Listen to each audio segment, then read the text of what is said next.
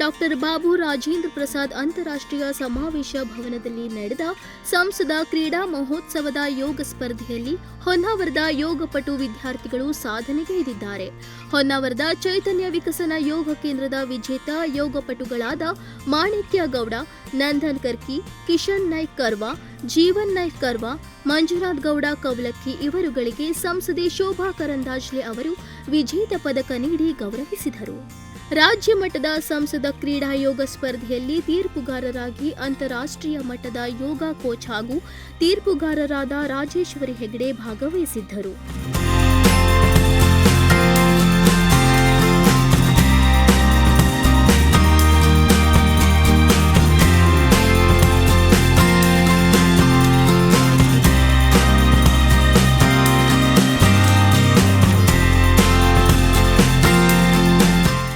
ಮಾಜಿ ಮುಖ್ಯಮಂತ್ರಿ ಸದಾನಂದ ಗೌಡ ಸೇರಿದಂತೆ ವಿರೋಧ ಪಕ್ಷದ ನಾಯಕರು ಹಾಗೂ ಅನೇಕ ಗಣ್ಯಾತಿ ಗಣ್ಯರು, ಭಾರತ ದೇಶದ ಹೆಸರಾಂತ ಕ್ರೀಡಾ ಸಾಧಕರು ಉಪಸ್ಥಿತರಿದ್ದರು.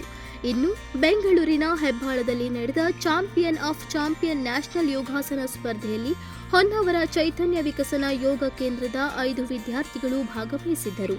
ಶ್ರೇಯಿತ್ ನಾಗೇಂದ್ರ ಮೇಸ್ತಾ ಹೊನ್ನಾವರ ಪ್ರಥಮ ಸ್ಥಾನ, ಕಿಶನ್ ಸುಬ್ರಾಯ್ ನಾಯ್ಕ್ ಕರ್ವಾ ದ್ವಿತೀಯ ಸ್ಥಾನ, ಮಾಣಿಕ್ಯ ಸುಬ್ರಾಯ್ ಗೌಡ ಕರ್ವಾ ತೃತೀಯ ಸ್ಥಾನ, ನಂದನ್ ದೇವರಾಜ್ ಕರ್ಕಿ ಹೊನ್ನಾವರ 2 ವಿಭಾಗದಲ್ಲಿ ಭಾಗವಹಿಸಿ 3 ಮತ್ತು 4ನೇ ಸ್ಥಾನವನ್ನು ಹಾಗೂ ಮಂಜುನಾಥ್ ಹನುಮಂತಗೌಡ ದ್ವಿತೀಯ ಸ್ಥಾನ ಪಡೆದು ಮಲೇಷಿಯಾದಲ್ಲಿ 2ನೇ ಬಾರಿಗೆ ನಡೆಯುವ ಅಂತಾರಾಷ್ಟ್ರೀಯ ಮಟ್ಟದ ಯೋಗ ಸ್ಪರ್ಧೆಗೆ ಆಯ್ಕೆಯಾಗಿದ್ದಾರೆ.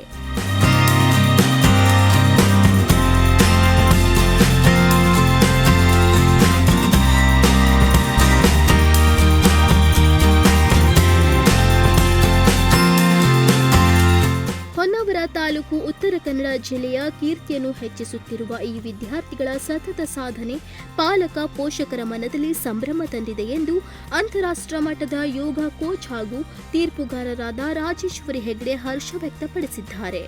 ನಾಗರಾಜ್ ನಾಯ್ಕ್, ನುಡಿಸಿರಿ ನ್ಯೂಸ್, ಹೊನ್ನಾವರ.